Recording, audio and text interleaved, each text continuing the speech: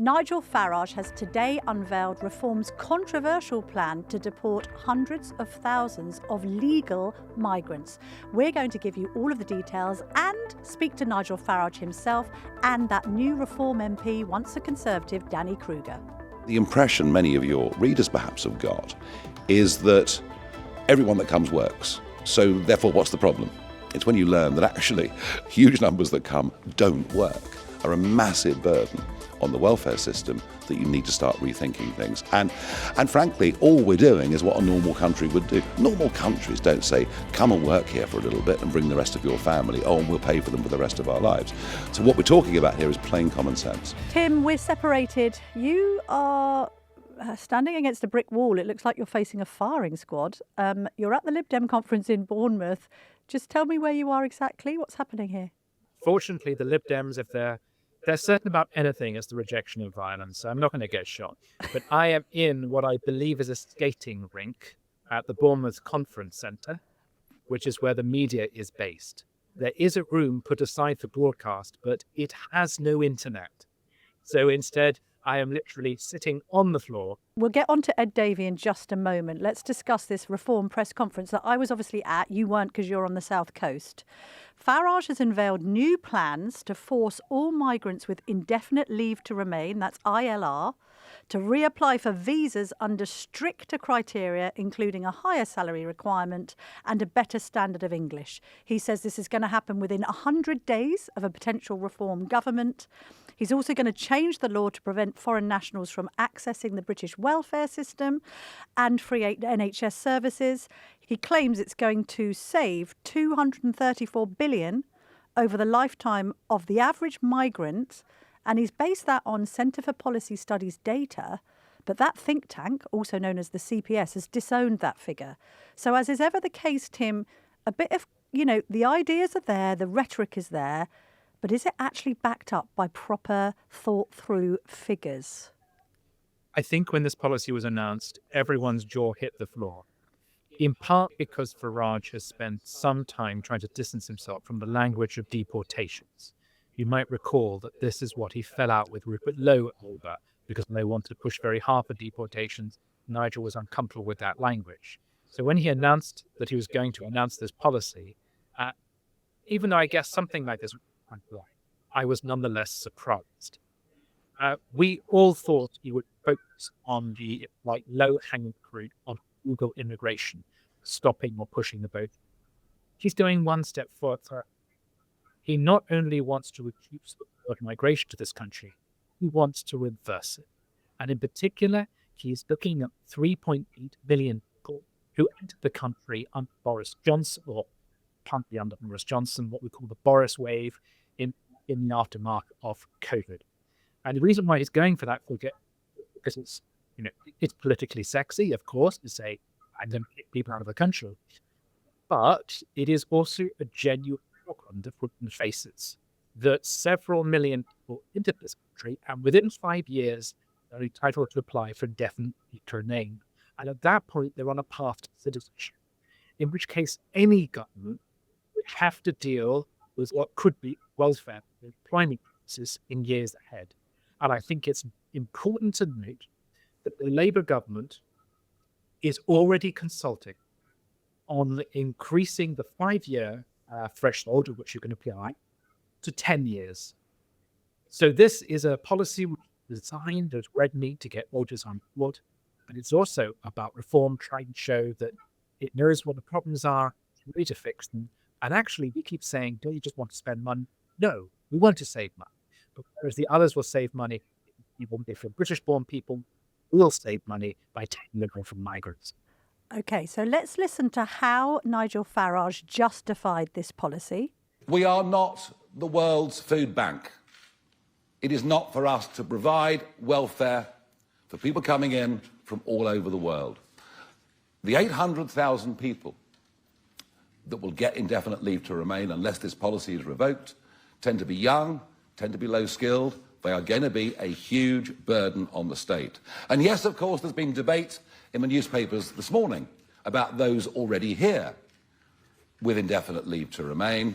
And we just don't know. We don't know because the figures aren't available just how many of those are currently claiming benefits. What we do know is that 1 in 6 claimants of universal credit alone today, 1 in 6 is a foreign-born national.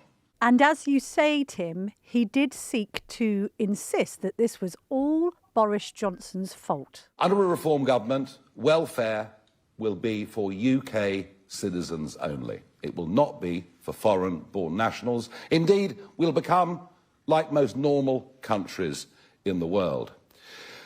And in particular, what we're focusing on this morning is the Boris wave. The Boris wave after his huge victory in 2019, and I think the millions that came in the years of his premiership represents the greatest betrayal of democratic wishes, certainly in anyone's living memory.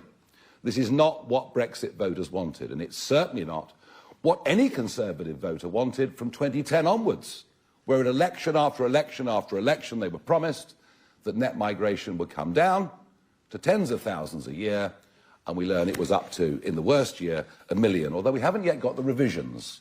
By the time they come in, it almost certainly will be over 1 million. What I found interesting about this, Tim, and I spoke to Nigel Farage afterwards, is you and I have discussed this. He has moved, as you say, away from Rupert Lowe and Ben Habib and others into a more moderate position. He wants to be Waitrose man. He wants to be mainstream. He wants Tories to vote for him as well as reformers. They might deny that at Reform HQ, but they need the blue wallers as well as the red wallers. And yet, isn't this policy in danger of alienating the very people he needs to support him to become Prime Minister? Well, we need them to know the truth. This has been the problem. To have an argument about illegal immigration has been relatively easy. You can see, I was the first person to highlight it. You can see a dinghy crossing the channel, right? To have a proper debate about legal immigration has been so difficult because both the Labour and Conservative parties for a quarter of a century have opened the doors up in a way that we've never seen before. And the impression many of your readers perhaps have got is that everyone that comes works. So therefore, what's the problem? It's when you learn that actually huge numbers that come don't work, are a massive burden on the welfare system, that you need to start rethinking things. And frankly, all we're doing is what a normal country would do. Normal countries don't say, come and work here for a little bit and bring the rest of your family. Oh, and we'll pay for them for the rest of our lives. So what we're talking about here is plain common sense. So to put a bit more meat on the bones of this, Tim, these plans would mean that people with indefinite leave to remain would have to reapply for their visas every 5 years and maintain that higher salary threshold. So currently it's at £35,800 for skilled workers. Then they'd have to wait 7 years before applying for a British passport. And they'd also have to prove that they're fluent in English, that they have a good character and clean criminal record. And any applicant who spent more than 90 days outside the UK or claimed benefits would be banned from remaining in the country, which might be a bit difficult for the odd non-dom. And he's basically saying that this whole idea of bringing in... I mean, do you have any sympathy? And this is something that Nigel Farage did clarify. Do you have any sympathy with this argument that actually workers' visas have been turned into something completely different? Actually, let's just hear him answer a question on that. The world, you apply for a work visa, that visa is for you. Not to bring your family, it's for you. It's for a set period of time, and at the end of it you leave, or you're physically deported. That is how a normal work visa works. And we're talking about a 5-year renewable visa, and there'll be those that bring great credit to themselves, to our country, who will want, in some cases, to transition to UK citizenship. Others who won't, and once the visa is up, it's up and they go. I keep coming back to this is designed to win votes, but it's also addressing real problems. And the other parties are talking about addressing them too, which suggests to me this isn't just reform dog whistling. If you think about similar complaints with regards to other areas of immigration, that one migrant comes in and they may have a perfectly legitimate case of being here and they might contribute, but they then bring people in addition with them. And we're all left wondering why, and is this a net cost to the economy? So think back to previous controversies about that with relation to student visas, with relation to carer visas. And now, what is Labour doing with regards to asylum seekers?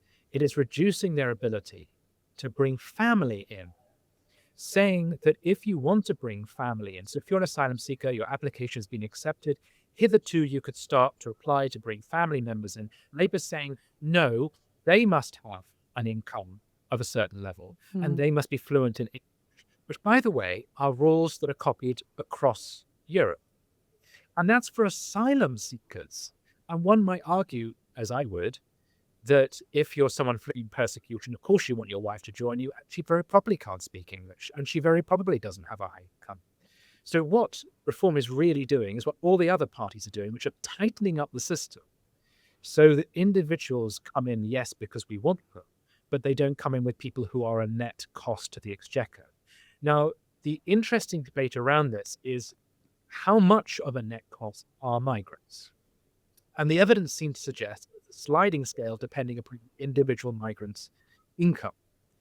The more they earn, the more they contribute. I mean, that's perfectly logical, right? So what are countries across the world? Well, reform is copying Donald Trump, who is talking about the income you've got to have before you come in. So what Western governments are increasingly saying is we want smaller numbers, very high-skilled workers. Reform's policy is eye-grabbing, telling you other parties will follow. Yeah. It was interesting when Zia Yusuf was asked, because obviously the left now are trying to say that they don't want anyone to remain here, even if they're skilled or unskilled. And they're saying, we are talking about this 800,000 that came in under the so-called Boris wave. We're putting this threshold in place. Zia Yusuf, who's now head of policy, was saying, look, if we get a neuroscientist in and they've got 2.4 children, then they can all come. We're not talking about preventing people from coming here and seeking British citizenship.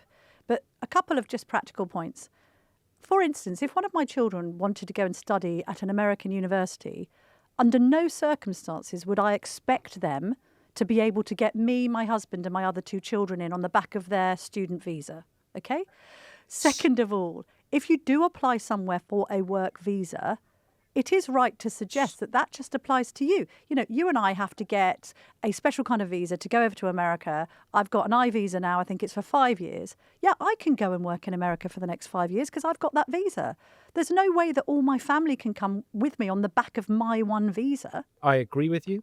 I think this is a practical problem. It's one which some people see as unfair and unjust. And I don't mean to crowbar the Lib Dems here just because I happen to be here, because I'm trying to justify the cost of my hotel and train ticket. But I would notice that the Lib Dems opened their conference by Tim Farron making love to a Union flag and by Ed Davey saying that we need to stop the boats coming across the channel. Yeah.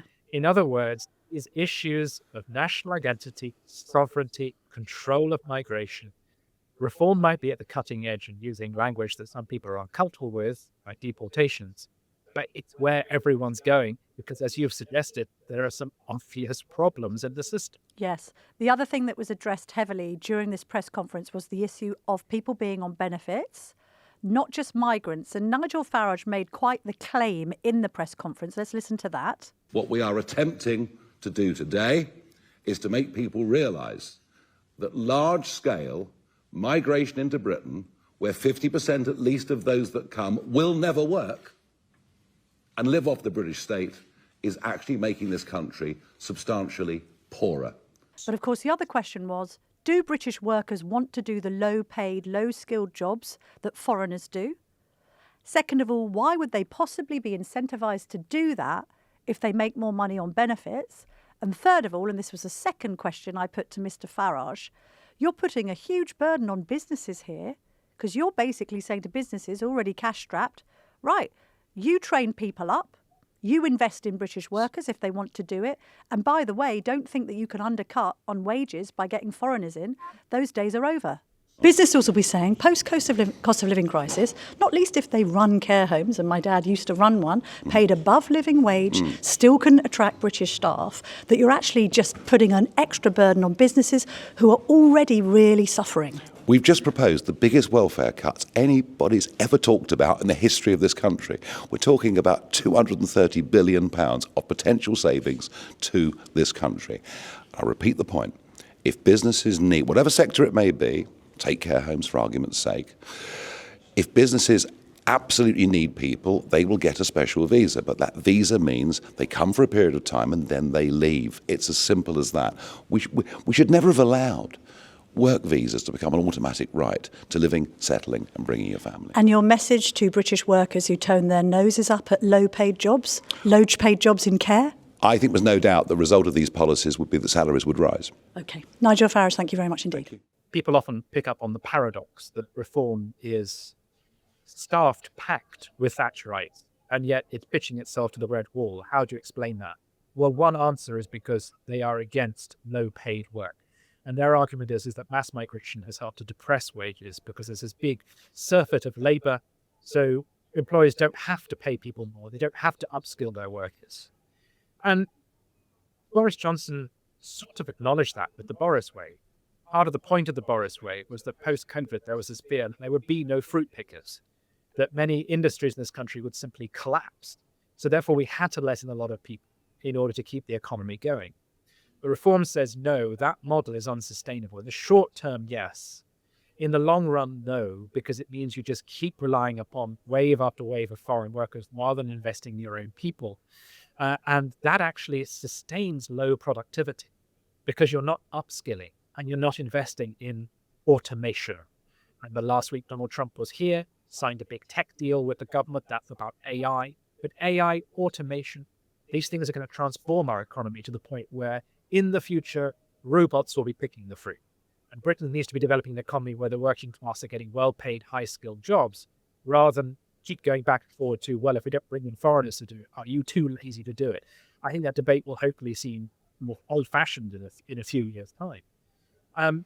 Having said that, to go back to the politics of this thing, there talk of deportations, talk of tightening rules, touches on certain groups that are politically very salient, where we might ask ourselves, are we comfortable where this is going? One, and this came up at the Prince Conference, is the fate of Hong Kongers and Ukrainians. Does this apply to them?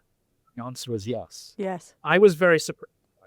And in a way, I think that's the bravest thing they did at this press conference, because there's been a sense that Ukrainians and Hong Kongers are different. Hong Kongers because of our history, Ukrainians because of the war. And him saying, no, you could spin it as actually it's fairer, rather than having carve-outs with some simple migrant groups. But that's going to be very controversial.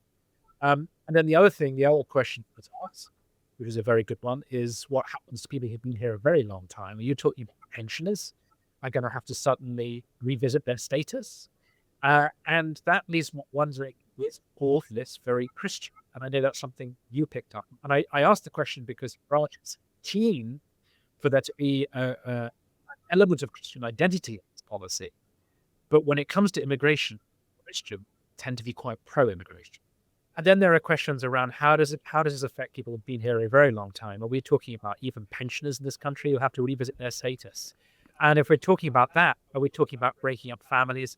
You know, Nigel Farage has been very keen to weave into his messages an element of Christian identity. This is a Christian country.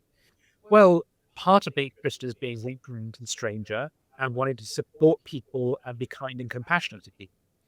And it's worth noting that polling indicates that Christians tend to be quite unfriendly with mass migration.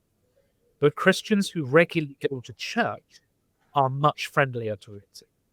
So the more you actually practicing Christian, the more critical you are of some of the things that reform is rolling out. Well, to kind of pivot towards the more Tory view of it. And to be fair, Farage made it about the Tories because he kept on banging on about Boris. There was a Theresa May moment. I just must point that out, Tim. The wheels fell off at one point. A sign came down as Farage was speaking, although he handled it rather more deftly than the former Prime Minister. Zia will lay out in a minute Oh dear. That's not very good, is it? Well, things go wrong, hey. We'll laugh and carry on. And then I couldn't resist having a little chat, a little catch-up with Danny Kruger, fresh from his defection from the Conservatives to Reform. Danny Kruger, new Reform MP, having recently defected. Good to speak to you for the first time since that happened. It's quite a bold announcement today, isn't it, on legal migration. I was standing there listening to it thinking, how does this fit in with Danny Kruger's small c Conservative Christian values? Because You're talking about possibly deporting pensioners from the country under this scheme? Listen, my values are to put the interests of the British people first and to do that in a fair and compassionate way. We're announcing today a long-term plan. We're giving people a lot of notice, including businesses, which at the moment are exploiting the opportunity to bring in cheap labour to this country, which undermines the wages and the welfare of the British people. So I think this is a fair and compassionate thing to do. It is very appropriate to make it clear. Listen, we're all very conscious that we have had way too many people coming into this country over the last 5 years. I mean, going back decades, but particularly in recent years. If what's called the Boris wave were to come to pass, all of those people would be eligible to apply for indefinite leave to remain, to get free welfare and to be on a track to citizenship. We are saying now we think that is the wrong future for this country, and we are saying clearly many of those people who came into this country under that scheme will need to leave. They will want to leave because they will be denied access to the benefit system and to the future British passport. So it's going to be a voluntary programme for most people. But yes, people who are not eligible to stay here anymore, who will be here illegally, under these proposals will have to be removed. But forgive me, I don't remember you campaigning and railing against the Boris wave when it was in the offing. Well, listen, I was very concerned, particularly about illegal migration throughout the time that we were in government. And on the legal migration, none of us, I mean, probably to be fair, Boris himself didn't want to see the extent of the migration system we've got. But that wasn't done through legislation. What we introduced in government was the points-based system. The problem was where the Home Office and ministers from Boris down do need to be responsible for this, enabled a system that was far too wide and lax. So the point system that was introduced was far too liberal. That's the great mistake, and it wasn't until number of years later that became apparent, and the numbers that we've got are obvious. So I'm afraid to say ministers and the Conservative government absolutely bear responsibility for the problems we've got, but that clearly was never the intention, particularly of backbenchers like me. All right, but then at the weekend you wrote 2 really compelling pieces explaining why you had defected from the Conservatives to Reform, and in that you kept on hammering home one message. You know, this is about faith and family. You're now advocating a policy that could break families up. Listen, I'm really sorry. It's not okay to say that because people have got a family link, they're allowed to stay in the UK indefinitely if they've arrived here on a temporary visa. So, no, I'm afraid to say, and why we're saying this very clearly now is to give people a lot of warning about what's coming. What we think is that you should only be here on a work visa if you are coming here to work. You should only get the visa if the job you're going to do can't be done by a British worker, if you're earning a salary that is well above the national average. Those, I think, are fair principles. It shouldn't be a route for family immigration, which is what it is at the moment. So, yes, I believe very much in families. I think the best thing for some of these more high-achieving people is to stay in the country they're from, bring their families up there, contribute to their own national wealth in their own country. They shouldn't be treating our work visa system as a route for family migration. Final question. The Tory family that you've left behind, there's been a divorce. How have they been? Well, listen, I don't regard it as a family. I think of it more as a club, something that's very important to many of us, and I deeply regret some of the broken friendships that I've got. I hope some of those can be repaired in time to come. It's no fun, Camilla. I mean, I really do regret the sense that I've let so many good people down, people I really believe in and trust and who trusted me. But I have to put what I think is the national interest first. I don't think the Conservative Party can deliver for Conservatives, let alone for the country as a whole. So I think I've done what I've done what I think is the right thing, even though it's painful. Would the right thing be to stand in a by-election in East Wiltshire? Try again and see if you are elected under the Reform banner and not the Tories? Well, I hope to be re-elected under the Reform banner at the next election. I'm not causing a by-election now because I'm not changing from the government to the opposition or vice versa. I'm going to carry on doing exactly the same job that I've done since the election, which is to stand for Conservative values, to oppose the Labour government and to represent my constituents as best I can. Danny Kruger, thank you very much indeed for joining me on the Daily Tea. Thank you, Camilla. And I think this is quite interesting, this email, in reaction to what we've heard this morning from a regular listener to the Daily Tea. He wants to remain anonymous. He is a high-skilled immigrant worker in this country, and this is what he says. Now that Reform's plans are out and include stripping people of ILR, is that even legal? I would like to see this going through the courts, he says. It does feel like being a high-earning immigrant in the UK is just pointless. We are taxed to death by Labour and hated by the right. Will anyone stand up for the admittedly a minority of high-earning immigrants? That's an interesting point, isn't it? Farage is saying, well, look, we're speaking up for you because we're talking about quality over quantity. But that might be a little bruise that Kemi Badenoch can press upon. You know, those moderate, small C Conservatives that look at this policy, find it unsavoury, and are thinking, do I actually want to vote for reform? To pick up on what that email said, Nigel Farage compares what he's doing to the immigration policy of the UAE. Well, do you know the percentage of the UAE that are immigrants? Quite high, I would imagine. It's 88%. Wow. The point being that, yes, the UAE attracts high-income individuals and is very particular about who can move there, but it is pro-immigration. The policy that reform is rolling out smacks rather more of you want to turn the immigration tap off. So there's some irony in the comparison.